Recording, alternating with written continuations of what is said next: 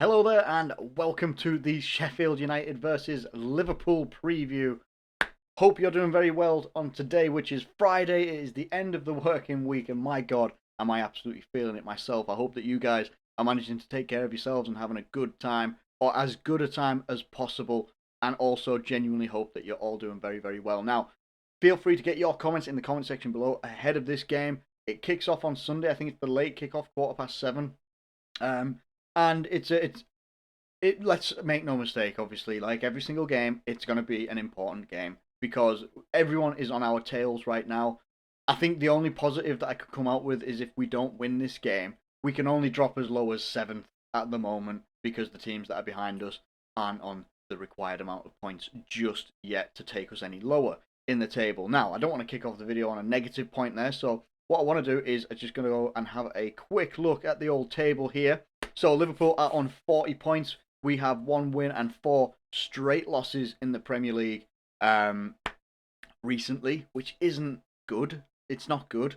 But I'm hoping that with a couple of positive news things that I think I did a video midweek as well about people that are returning to training. Hopefully, things like that can, start to give us a bit of a positive boost. If anything, it's not going to make us completely better overnight, but it could give us a little bit more impetus in terms of going forward, especially scoring goals, actually getting a bit more creative, and also being a little bit more unpredictable because that has actually been a sticking point, a stale point as well. That was a very good point in one of the videos a couple of videos ago that we were looking stale, and it was just absolutely spot on. And we are coming up against Sheffield United, who have played 25 times. They have lost 20 times and drawn twice and won 3 times. So people might look at it and say, well, actually, if you look at the last 5 games, we're actually on the same form. Almost. Pretty much on the same sort of form as Sheffield United. They did pick out a victory against Manchester United, and they were very good. That was a Sheffield United performance that you would have seen last season. Very, very good. Like it was the Sheffield United that you would have seen last season. Then if they end up doing more of that, then they could survive. I think survival's a little bit, in the off. It's very, very unlikely for Sheffield United to survive purely because of the likes of Fulham, Newcastle, and Brighton and Burnley that are in front of them as well by a lot of points, like a lot of points. Even they have to make up a 14-point gap on Newcastle at least, and expect them to maybe lose their games and stuff like that.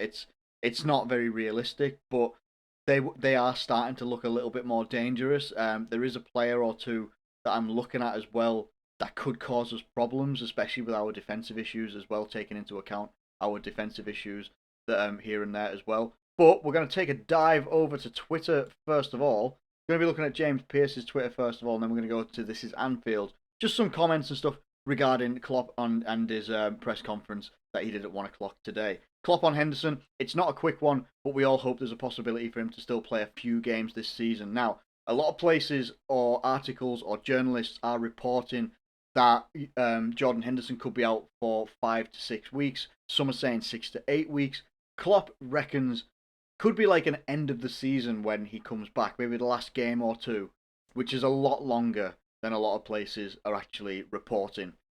So that's a concern, but as I've said in the videos, like from the Everton review I think the video I made midweek as well, we all I think recognised that this was going to be a long-term injury for Jordan Henderson purely because it's a groin injury. Groin injuries, having not had one myself, touch wood, I don't want one. I don't want one. But having not had one myself, they always tend to be quite lengthy injuries, like over 6 weeks at least.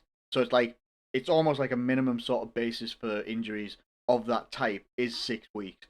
Henderson's looks like it could be longer. You never know if he has a good recovery, might end up coming back a little bit sooner, but we might also have to, maybe get used to the fact that we might not see Jordan Henderson again this season, which really sucks. Really, really sucks. But we have to sort of move on with it as best as we can and hope that we can, get the personnel in back into the team, or as many of them as we can, and sort of maybe make a push for top four, but at least top six. Klopp on Jota and Fabinho. Diogo's trained twice with the team and he's looked really good, but he's been a long time out. Fabinho will have his first session back with the team tomorrow, same with James Milner. I'm fully sort of expecting that if Fabinho and Milner are going to be involved in any capacity, it'll be from the bench. Could be the same for Jota, and he has been out for a long time. You don't want to take that risk. Maybe. I do want to take that risk, maybe giving away a little bit of my formation, my lineup that I want to go with. But I think that we do have to go and like sort of take a risk. It could be a bad risk if it's someone coming back from quite a lengthy injury, comes back in and gets injured again. Then that's a balls up, in it. It's not a good one. It's a very challenging time for this squad for different reasons, but at times like this, you have to show your real face, and that's what these boys do. This is a massive challenge, and I prefer to face it in a positive way. It's very positive the way he's come back into training, talking about Jota. We just need to decide when it makes sense for him to play. So if that doesn't make sense for him to play against Sheffield United, or at least, excuse me, not as a starting player, then hopefully he can be someone that's maybe on the bench at least. Maybe it might be someone that he appears next week. We don't know. We could have him in this game. Might have him for next week. Might even be a little bit longer, depending on when it makes sense, as Klopp says, for him to play. And that's not down to any of us. It's down to him. Obviously, I would love to see him play against Sheffield United because we've missed him so much. But I also know that I get carried away with I want this player back in because they're so good. They've been so good. Let's get them back in as soon as possible, and that doesn't always work out best for the player and also then the team if they end up getting injured again. I'm gonna pop over to this is Anfield again, talking about Henderson here.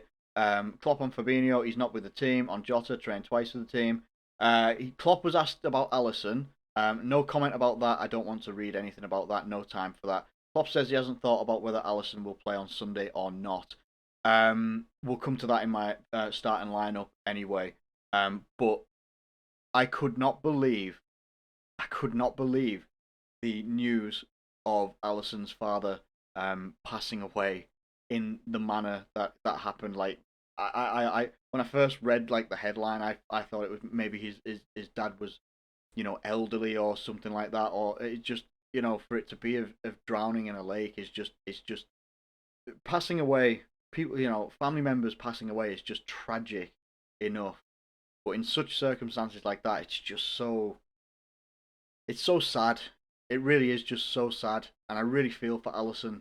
I really do. It's not actually something I can relate to. Like thankfully, and again, touch wood.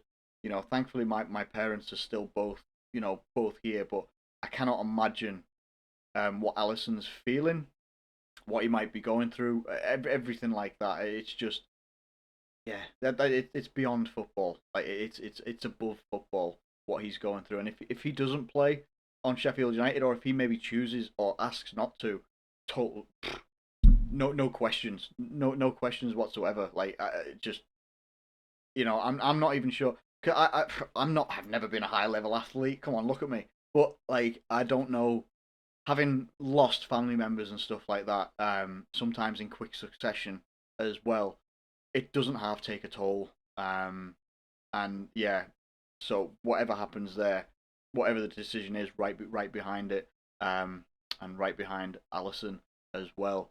This is Anfield is posing the question as well, a poll. I haven't actually answered it yet because it doesn't actually provide a combination that I would actually choose. But obviously, it looks like there's going to be no Fabinho on Sunday.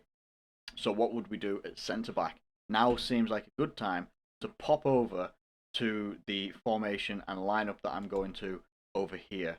Now, I totally realise that we might not start Jota. That midfield might not look like that. But I'm thinking this is something that gives us a bit more. If you look at that midfield and you look at that front line, I know it drops Bobby Firmino straight out of the team, but a lot of people are calling for it as well. I've sort of felt that Firmino might have, might just need to go onto the bench for a little bit, or at least a game, or these guys can rotate in and out. One can start one game, one can start another game, something like that. It could work. We never know. It absolutely could work. It might not work. We don't know until we try it. But what I'm getting at here is that midfield to me looks dynamic. It looks, you've got contrasting players in there as well. Curtis Jones, Naby Keita, very very good. You know, Curtis Jones being aggressive with the ball, running with the ball, getting the ball back as well. Thiago, overly aggressive sometimes with his fouls, and very very. He worries me when he's on our penalty box trying to tackle an opposition player, because it just, I think he's given away two penalties this season, one against Chelsea and they missed it, and I think it was against City as well. He does worry me in that respect, but you can't really question his quality when he's on the ball in terms of his passing ability and passing range and vision and such like that. And then you get Naby Keita, who, as I say, nothing I've seen or read has said that Naby Keita's out or anything like that. If he's available and he's fit and ready to go, which I think Klopp has said he could have took him to RB Leipzig, and then he had a little bit of illness and stuff like that on the bench against Everton, didn't get brought on, from what I remember. I tried to forget that game as much as possible because just know too many things went wrong in that game. But if Naby Keita is ready and good and ready to go, on his day, he can be absolutely sublime. Find all those little half spaces, the runs, the connection that he has with the front three and stuff like that he's had in the past. He can feed them quite well as any of these guys can, and it just, again, it looks more dynamic, makes us look like it could actually be a much more creative team. Jota up front, we know what he brings. Absolute hellish work rate with good pace, good on both feet, can header a ball as well for someone that's not the tallest guy. Scored a couple of headers this season as well, and takes some of that goal scoring burden off the other two, Mane and Salah. Takes the goal scoring burden off those two, but these guys can interchange really freely. You could end up seeing Jota on left wing, Mane at centre forward, Salah at centre forward, one of them at right wing. You can change things up like that. You can see people running into different positions and it being fluid, but also looking like it's unpredictable. Who's going to end up where? You could end up with Salah over on the left hand side, and maybe the opposition doesn't know what's going to hit them. Then we look at Ben Davies and Nat Phillips. Also, I recognise that I've gone with a very youthful, fullbacks and such like that. But we've got tough games coming up as well. We've got a lot of games coming up where, you know, we're gonna have to utilise a little bit of squad rotation in some areas as well. And if Nico Williams, who's played well for Liverpool when Trent Alexander-Arnold was injured, and Tsimikas, who we haven't really seen a great deal of, but I would like to, maybe we could actually have someone that can cover Robertson, and Robertson doesn't have to run himself into the ground week in, week out. I'd love to see him play. Nat Phillips would be the most experienced defender in this, or Liverpool defender anyway, apart from maybe Nico Williams, you know. But I think that Nat Phillips fully warrants a starting position. And then I've gone with Ben Davies because I really want to see him play. And maybe that's not a good enough reason just to put Ben Davies in there. And a lot of people will just go with Kabak. And it'll be like Kabak and who, Kabak and who, Kabak and who. And I know that, it's great that, I think Kabak's a good, talented centre back. He's got a lot of growth to do in his young career. He's got a lot of things to learn as well. Ben Davies, being 25 years old as well, being old, he would actually be the oldest person in that back line, including the goalkeeper. I think I would just like to see him get given a go, see what he can do against Sheffield United, who are going to be a difficult team. And I need to go back to their lineup and see who it was that I was actually worried of, or not scared of, but who were going to be a threat. That's the word I was looking for. And I think that, a lot of people are starting to say, well, why have we got Ben Davies if he's not getting a go? I can't turn around and say to you, Ben Davies is a class centre back because he does this or he does this. He doesn't do this very well, but he does that very well. I've not seen him play. I've not watched him for Preston when he played there. I would love to see him play alongside someone like Nat Phillips. And it also then, people saying if who's going to start at centre back, should be centre backs. Definitely, 100%. Shouldn't be dropping in other midfielders in there. Like, say, if Milner's, back ready and he's ready to go for the game against Sheffield United, should not be dropping a midfielder into defence. We should start getting away from that and actually playing the centre backs that we have at centre back. That's what I would like to see. And then because of the Alisson news, I'm going with Kelleher in goal. Now, I can't remember if Kelleher's fit or not. I only just realised this halfway through this video, whether Kelleher was fit or if he was injured. Now, I could have this one wrong. I'm not entirely sure. I think he did pick up an injury a little while ago, but I haven't heard anything since. I'm hoping that he is fit. If not, it will obviously then be Adrian in goal if Alisson isn't available. But obviously, I would much rather go with Kelleher if he's available, if he's fit, ready to go. But we'll see what happens in the goalkeeping position. As Klopp says, he hasn't made a decision on that yet. He'll be trying to read his player. He'll be trying to read Alisson, talking with Alisson, getting a feel for where his mind's at and what he wants to do, what he feels is best. We'll find that out on the day. I think that this team, this lineup right here, it's got a lot of dynamism in it. It's got a lot of youth in it as well. Could mean that it's got a lot of mistakes in it. It's not a perfect lineup, because if it was a perfect lineup for Liverpool, we'd have the Van Dijks and blah blah blah. We're not going to keep going on about that. But I think it gives us, two centre backs, gives us some rotation in the full back areas as well, because I think after Sheffield United, we have Chelsea at some point as well. There's a lot of fixtures coming up. We've still got Champions League to come back and play that second leg. There's a lot of games that are going to start coming thick and fast as well. And yeah, I just think that this gives us a little bit of a chance of rotation and not just relying on the same. Let's have Fabinho at centre back and drop a midfielder in with him and stuff like that. I think that it's something that we should just be getting away from. That's my opinion anyway, but please do feel free to let me know what your opinion is. And if you agree with this lineup, hey, awesome stuff. If you disagree with it, that's totally cool as well. Everyone has their own opinions. Please do feel free to let me know what your thoughts are in terms of the lineup. Now, I wanted to go and have a look at Sheffield United's last games, and Ollie McBurney, Billy Sharp, these guys are quite dangerous as well. There is one player, and I can't remember if they play him on the wing or not, or even whether he's injured. Oliver Burke, right? Classed as a midfielder on here, but tends to play in more of the forward areas here. He's probably one of the fastest players in the league. I'm not saying he's the fastest, but he seems to be a player that, when he plays, is very, very quick, very, very rapid, accelerates really, really well, and is quite good with the ball at his feet. But when it comes to shooting, isn't the best. But if they decide to go with someone like that, who, as I said, I feel he is probably their fastest player, probably would be able to keep pace with the likes of Salah and Mane as well, if we're being honest, that could cause us some problems around the back as well. That could definitely be something that they look at, because obviously of our high line, a team like Sheffield United, who are going to pack that midfield and have these guys drop in to help the defence out as well. So you're going to have 8 people maybe in defence, maybe even 9, have one of these guys maybe drop a little bit further back as well, and have the classic one guy up front and try and get that ball in behind our defence. Then yeah, and as you say, however we line up our defence, it's going to be quite inexperienced at playing together, as a unit. So it could get exposed again. It will get exposed again this season. We just have to accept that. That is exactly just what's going to happen this season. But that would be, the balls over the top are going to be the threat for us. It's just a no-brainer, because we're not going to get away from the high line that we play. We're not all of a sudden going to start dropping back ourselves.